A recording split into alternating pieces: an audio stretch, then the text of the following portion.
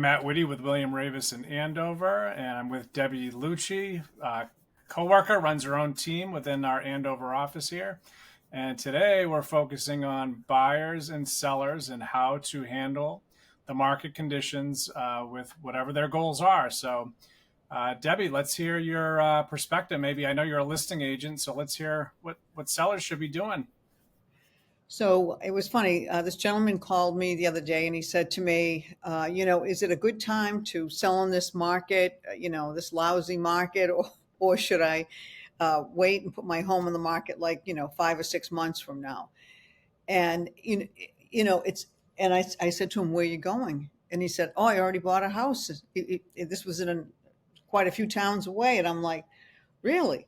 Okay. So to me, he got the hard part out of the way. So when he said to me, should I sell in this market? Right now, we know what prices are. They're great for the sellers, okay? I don't know what prices are going to be down the road. They're talking about a recession. I don't think we're going to have a real estate recession. I think we're going to be fine as far as real estate's concerned. But the thing is, why would you ever keep a house for 6 months if you've already got another house and you're going to be paying taxes and maintenance? And even if you have no mortgage, let's say you even have no mortgage, you still have all of that when you know what you have right now is a great market. So I don't know, to me, it's not a bad market if you are a seller. It's still a seller's market. I mean, where we are locally, it's about 1 month supply. The absorption rate's about 1 month. So it's excellent right now. Another advantage you would have being a seller is you also would have a quicker sale. You wouldn't have to have now, and you got to remember, when the house hits the market, you got to make your beds. It has to be clean every single day. It has to be in show shape, whether the house gets shown or not every time you walk out the door. So think about that if you're going to be doing this for a month or 2 months or whatever, if the market shifts. That could be stressful, especially if you're a person that's not used to making your bed every day of the week. So there was a gentleman that I remember walking into his house. I said, you have to make your bed every day.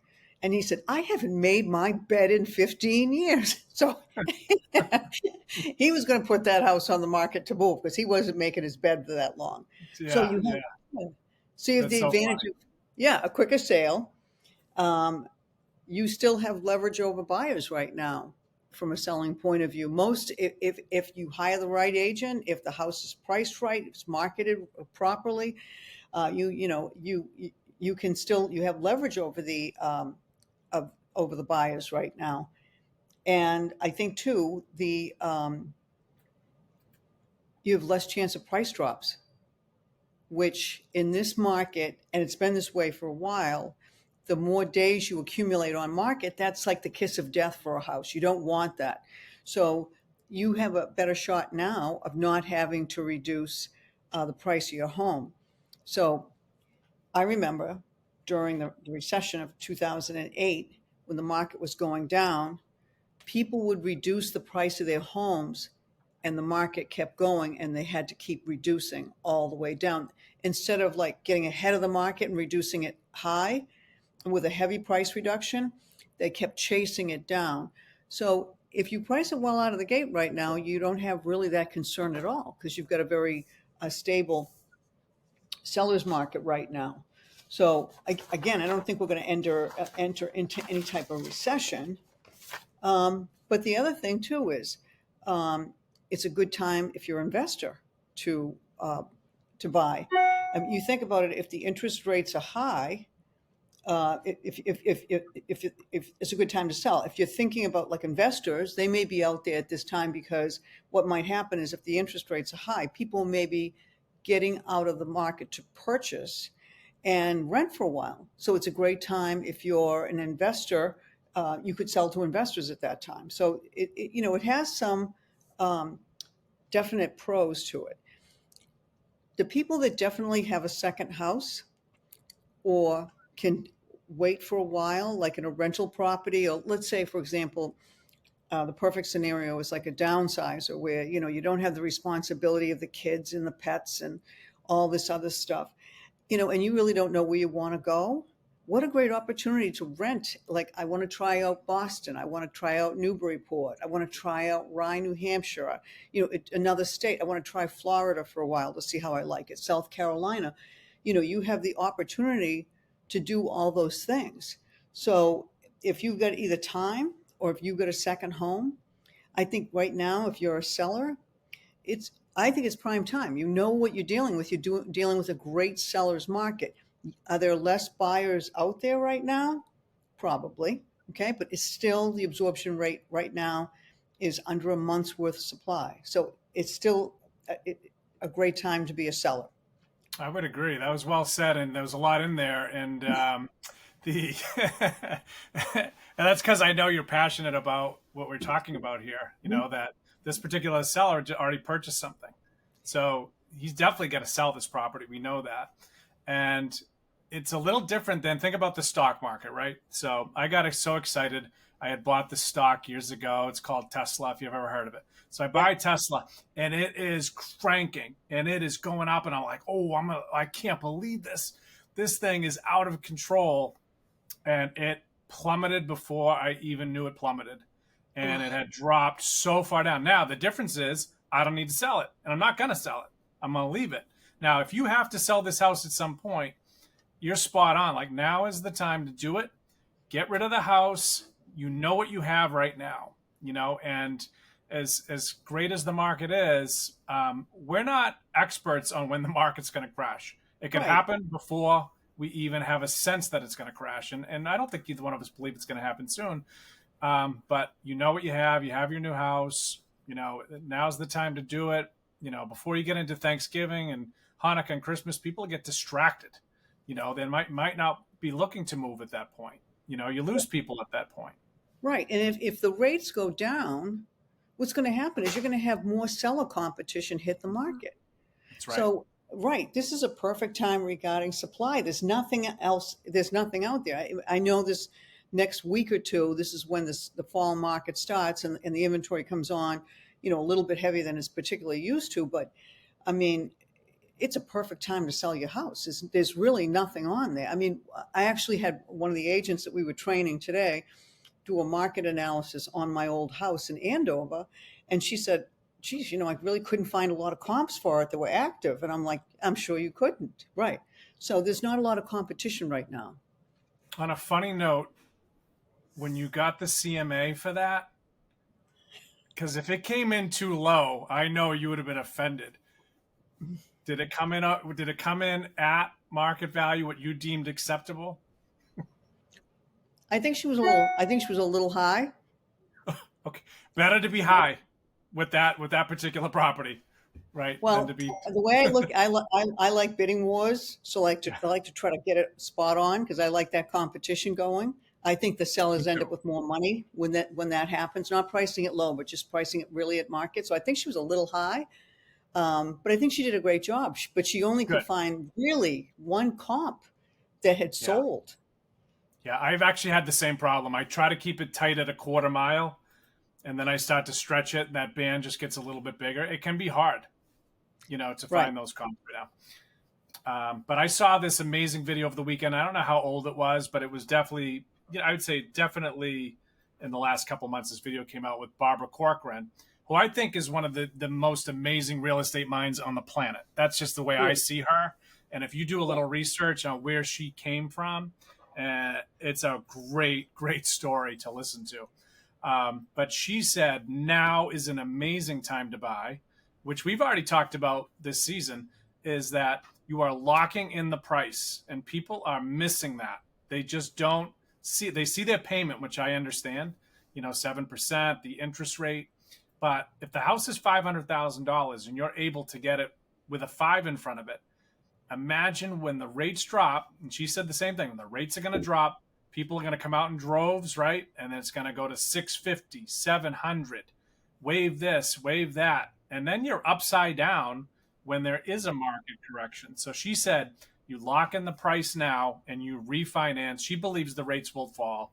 And you and I believe the rates will fall at some point, even though there's no guarantee. But when I hear Barbara Corcoran say, now's the time to buy and the rates are going to drop, I think you really need to listen.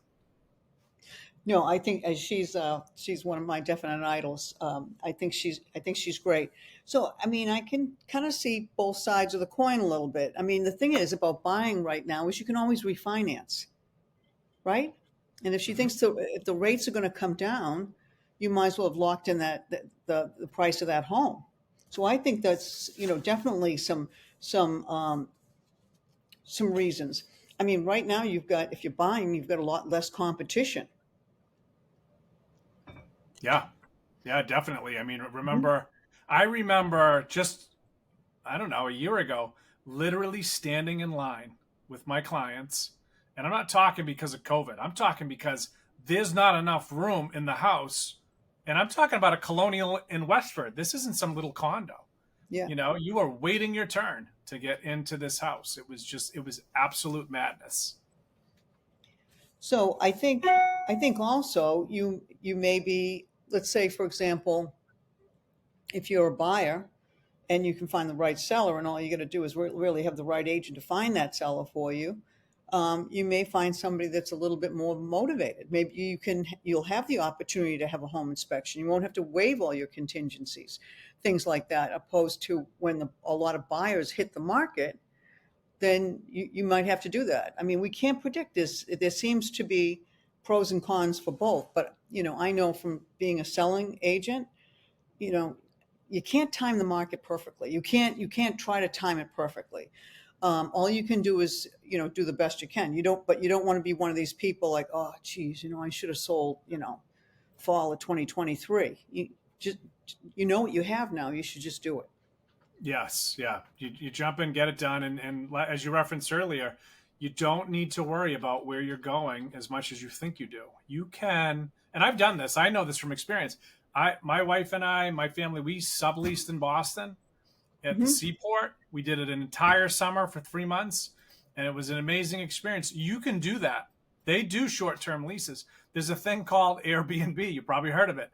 You can Airbnb an entire summer somewhere, and you can go to all these different places. Like you said, maybe you work from home and you have the flexibility to go to Florida or Vancouver or Alaska or wherever you want to go. I mean, you don't Florence. have to sell, right? You don't have to sell and then immediately jump into a long term purchase. You don't have to.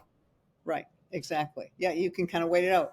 I mean, the other thing, a good reason to be a buyer in this market is tax deductions. How much of a tax deduction are you getting if you're a renter?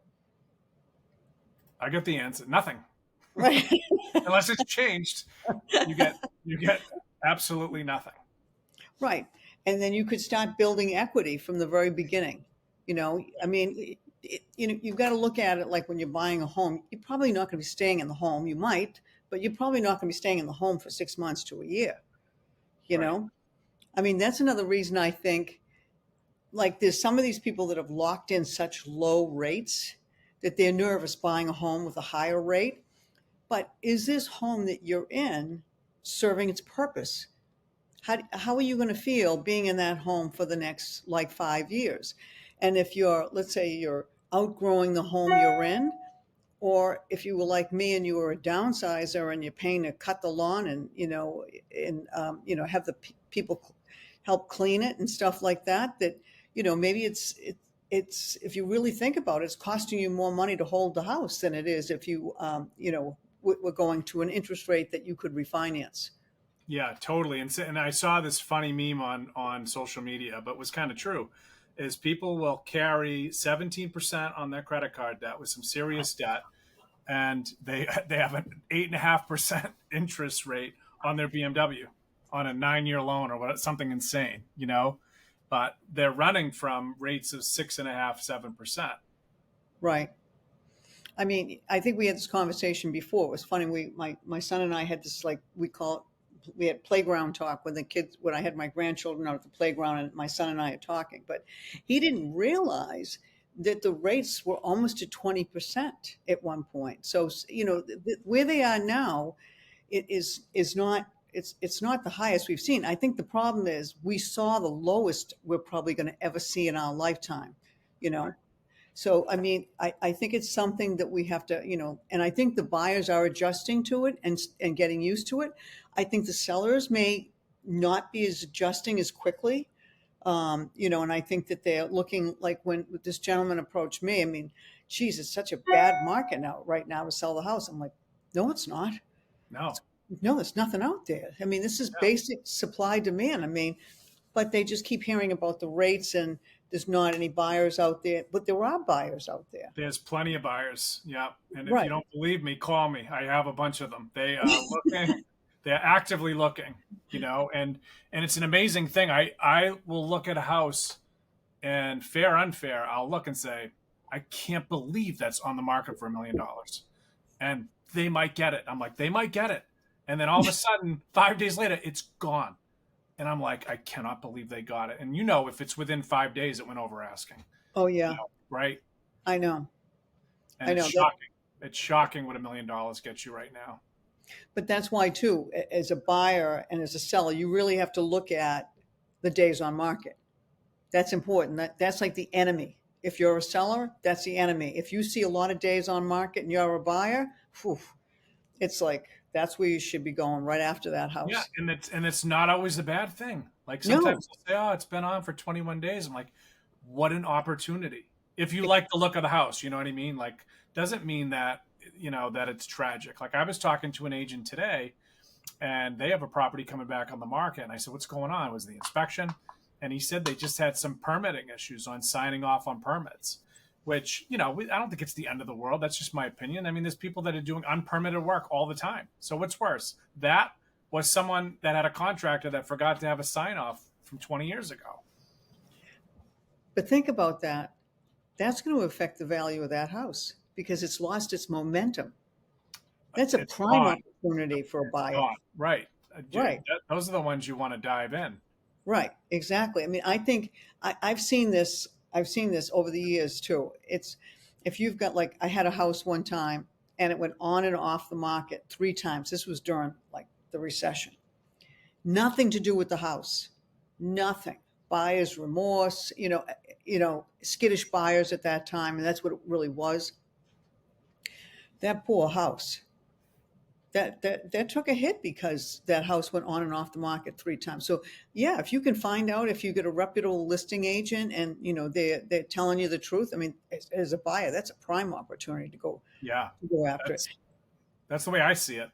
And we're Right, gonna and go then look at it. So right, and then just go refinance later on. yeah, exactly. So those are some of the things that I see going if you're a buyer and a seller right now, advantages. But I think it's advantages for both. I think you've got a seller's market, tight inventory. And I think right now, if you're a buyer, you're competing against less buyers. And if the interest rates go down, I mean, you could be doing bidding wars. I don't know. I don't know what this market's going to bring with everything going on in the world right now. But Yeah, pricing is critical on this sell side because it's not what it was 6 months ago. I've had listings where just recently, literally one offer. That's it, one. That's all we have. And the seller's saying, "Do you think we should take it?" And yes, I do. I think we should. The market is telling us. And then I've had as many as 23 offers. And the right. difference between the one and the 23 is the pricing. That's it. Is really being cautious with the pricing. It's funny because um, what the agent that I was working with today, and she did a market analysis on my old house in Andover. You saw it. There was a house that was overpriced that was on the market late spring this year, and those sellers took a hit in comparison. And there was another one that backed up to a highway, less square footage, and I looked at it and I'm like, wow, they made out like bandits. It was the pricing. It was the Yeah. pricing of the house and how it was played, things like that. So it's very, very important. It is, and you and your team do an amazing job with the pricing. It's very, very rare that I could say that, oh, wow, Debbie had to drop that. I can't even remember the last time you or your team members were dropping the price. So I know you guys are really good at it. But let's go on the hypothetical. We'll say like there's another agent in town and you look at it and you say, you know what, I think it's overpriced because I know I talk to buyers because I'll look at it and say it's 21 days in the market, it's overpriced, and they'll ask me like, what do you think would be an appropriate offer and or an appropriate price reduction? Do you go by percentage? Like, how do you do that? So I really look at it. I try to listen to every piece of feedback that I'm getting from the agents. Okay. It's sort of like if I've got agents that are like, if they've seen the house and they're kind of hanging on the edge there, you know, I'll see if I can kind of push them off a little bit to make a decision. If I've got, if I'm getting a lot of negative feedback, I've got the showings going, but I'm getting a lot of negative feedback. I wouldn't waste any time. I would do a price adjustment right away because the longer it's like when you're talking 21 days, you got the buzzards like flying over that house. You don't want that. You want to Mm-hmm. make a correction right away so you're almost not skipping a beat.